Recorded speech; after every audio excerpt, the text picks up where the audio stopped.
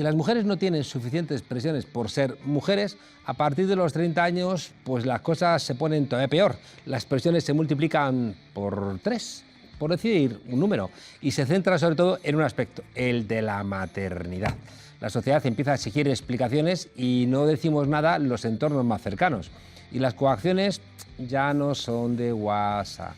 A esa edad se te pide como mínimo tener respuestas. Y a todas estas condicionantes intenta responder nuestra invitada en su ensayo Maternofobia, en el que analiza de qué manera la maternidad marca la vida de las mujeres a partir de los 30 años. Diana López Varela, buenas noches, muchas gracias por acompañarnos. Buenas noches. Oye, comienzas a pensar este libro, Maternofobia, cuando te quedas embarazada. Sí, ¿Y qué pasa? Bueno, no empiezo a pensar en este libro, estaba pensando yo en otras cosas. Bueno, pues me pasó lo que casi ninguna mujer quiere que le pase, que es, o creo que ninguna mujer quiere que le pase, que es que, bueno, tuve un embarazo no deseado y decido someterme a una IVE, a una interrupción voluntaria de embarazo, un aborto, y me encuentro, bueno, con todas las trabas y toda la violencia obstétrica de la sanidad pública. En el caso concreto mío fue en Galicia. O sea, no querías tener hijos y te empiezas a sentir culpable. Y bueno, me empiezan a poner muchas trabas, paso por una serie de procesos, entrevistas psicológicas bastante complicadas que relato en el libro, y cuando ya acaba este proceso tengo la necesidad pues no solo de contarlo, porque hay un gran estigma y un gran tabú en torno a las interrupciones voluntarias del embarazo, sino de conocer a otras mujeres que hubiesen pasado por lo mismo, porque no encontré ninguna literatura en España, escrita en español, que hablase de los IVEs, de las interrupciones voluntarias del embarazo. Y así es como un día pues se me ocurre poner un tuit y pues pidiéndole a mujeres que hubiesen pasado por esto, si me lo querían contar, y bueno, la respuesta fue arrolladora, y a partir de ahí pues nace el libro. Yo en principio pues tenía pensado pues utilizarlo para un artículo periodístico o algo así, pero bueno, fue tal la cantidad de mujeres que querían contarlo, muchas de ellas para un libro, que jamás bueno, lo habían contado a nadie, que ese es el principio del libro. Qué silencio, ¿verdad? Porque la contraparte de ese silencio es la voluntad no explicada de por qué os tiene que obligar la sociedad a tener hijos sí o sí. Sí, bueno, yo es que como creo que soy una gran defensora de los derechos de las mujeres como feminista, ¿no? Y creo que pues luchar por unos derechos no le quita a nadie su derecho de ser madre, ¿no? Que esto es algo que la derecha no entiende. Parece que si el aborto, que es algo que siempre está en boga, siempre acaban cuestionándonos, los políticos conservadores, es libre, las mujeres se van a dedicar a abortar. O sea, claro, dices, oye, como es domingo, voy a abortar, qué divertido. El aborto es un proceso siempre triste, claro, penoso, y que por el que no quiere pasar ninguna mujer. Entonces, obviamente es un derecho que tiene que estar ahí porque pasa y ha pasado toda la vida, incluso cuando era ilegal. Y Diana, ¿por qué crees que esa presiona a las mujeres para que tengan hijos? Déjame que te insista. Bueno, pues porque pues no lo tengo muy claro, porque se sigue suponiendo, pues no sé si creen que las mujeres tenemos hijos solas. Siempre que salen las estadísticas de la fecundidad, siempre salen pues la edad a la que las mujeres tenemos los hijos, la cantidad de hijos por mujer.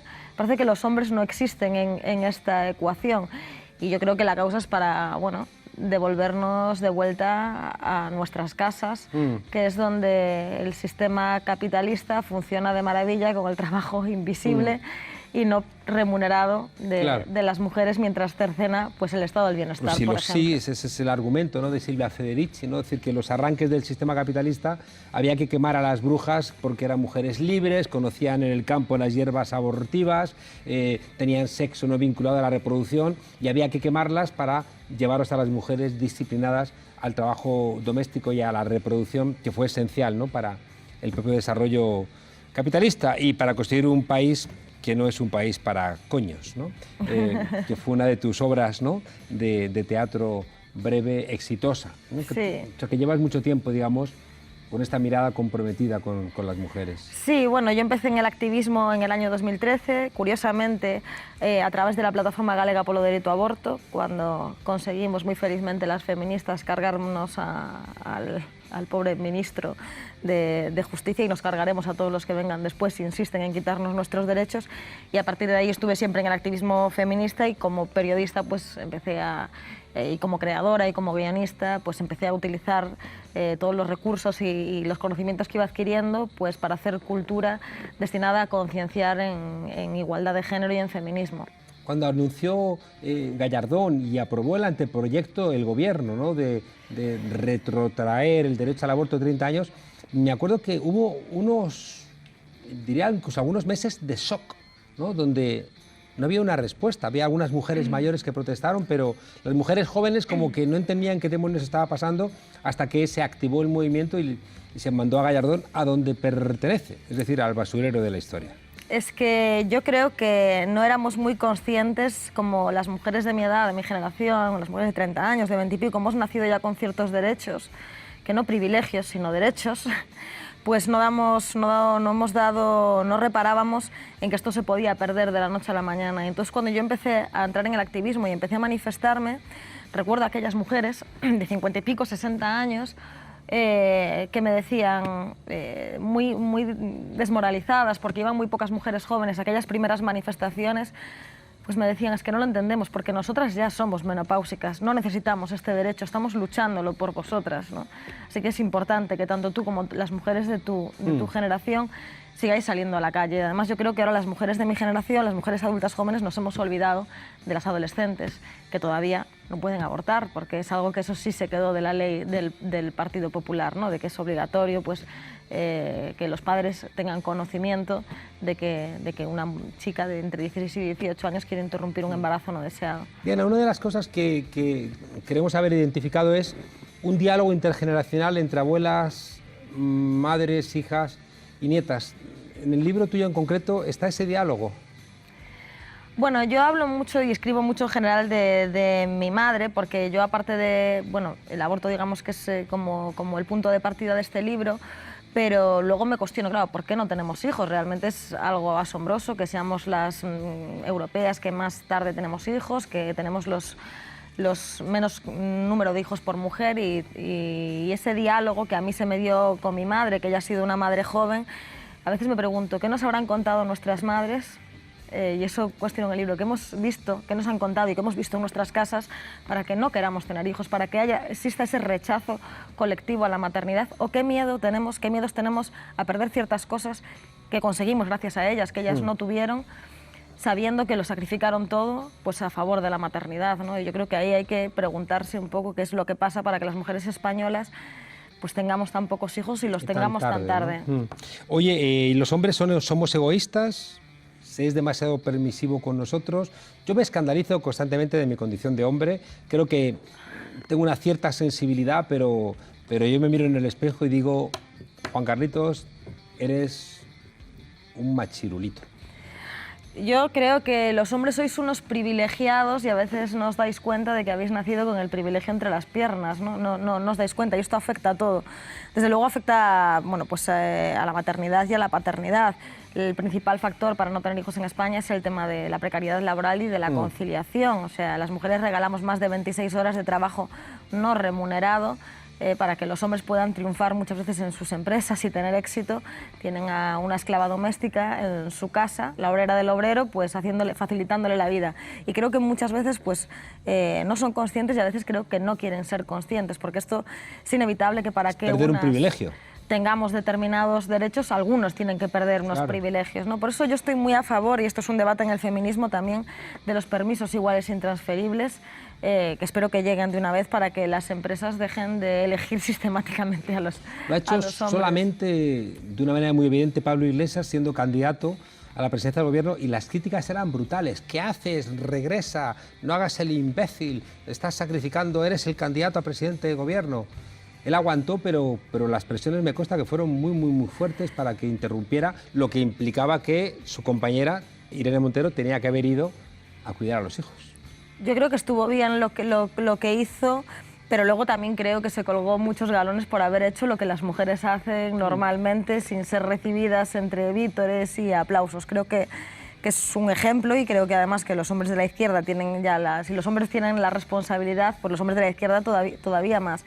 Pero claro, Era más bien para crear una identidad para que se supiera, si no, no... Sí, yo creo que está bien y que deberían... Oye, escribes tú, una señora me intercepta a la salida de la peluquería, la mujer de unos 60, cristianamente casada, con hijos y nietos, parece aquel día francamente preocupada por mi fecundidad, al punto de que llega a decirme abiertamente que tengo que hacerlo más. Se viene arriba, yo a tu edad no paraba de hacerlo, cada vez que mi marido llegaba a casa lo hacíamos como locos en cualquier esquina.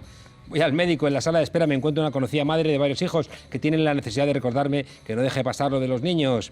En un momento de crisis de pareja, a mi amiga Sofía, la novia de un amigo de su novio, le espetó que no está mal porque se nota mucho que ella quiere tener hijos y él no. Bueno, esto es con lo que vivimos las mujeres cada día, ¿no? Y además, si no tienes hijos, la culpa siempre es tuya, ¿no? Si la gente sospecha que hay algún problema de infertilidad cuando llevas mucho tiempo en pareja, el 99% de los casos, de los comentarios, achacan a la mujer ese problema de fertilidad sin tener ni idea, ¿no? De hecho, bueno, en el libro lo pongo también, la mitad de los casos de infertilidad son derivados de problemas masculinos. Estamos exactamente igual en ese tema. Pero sí que es verdad que es muy cansino, ¿no? Y ahí es donde se nota de verdad la frontera de los 30, porque incluso aunque digas que no quieres tener hijos, a mí esto me pasó en una empresa, ¿no? Dije, no quiero tener hijos, pero simplemente por quitármelo de encima y porque además no tengo que decirle a un empresario si quiero tenerlos o no tenerlos, pertenece a mi intimidad. Pero la pregunta se le dio la vuelta y dijo, ¿y por qué no los quieres tener? Casi fue peor decirle que no quería tenerlos. ¿Está loca? Que haberle dicho que los deseaba tener, ¿no? Diana, luego tuviste un hijo. No. Ah, no, pensaba que sí, pensaba que habías decidido al final, vale. No.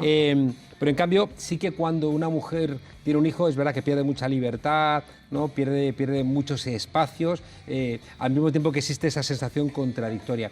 ¿Tú qué mensaje le darías después de escuchar a tantas mujeres que no han tenido hijos y a mujeres que también han tenido hijos? ¿Qué mensaje darías a unas y a otras en este país? Bueno, pues obviamente el mensaje que se intenta, que no es mío, es el mensaje que se da desde el feminismo, pues que la maternidad debe, primero que nada, debe ser deseada y debe de ser deseada por la mujer que va a gestar y a parir ese hijo, ¿no? Por eso también estoy tan en contra de los vientres de alquiler, entre otras cuestiones.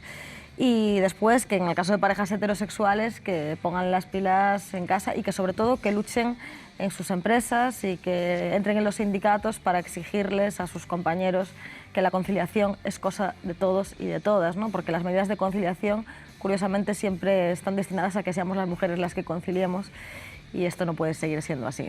Diana López Varela, Maternofobia, retrato de una generación enfrentada a la maternidad. Un libro necesario en el siglo XXI. Sí, un libro todavía necesario en el siglo XXI. Diana, muchísimas gracias por acompañarnos. Gracias Tomamos nota y gracias por ayudar, ¿no?, a las mujeres, porque es verdad que estas decisiones, cuando las tienes que tomar individualmente, se convierten en una losa. Y saber que forma parte de un problema que no es individual, sino que es colectivo, seguramente ayuda a muchas mujeres. Pues sí, espero que sí, la verdad. Así que muchísimas gracias.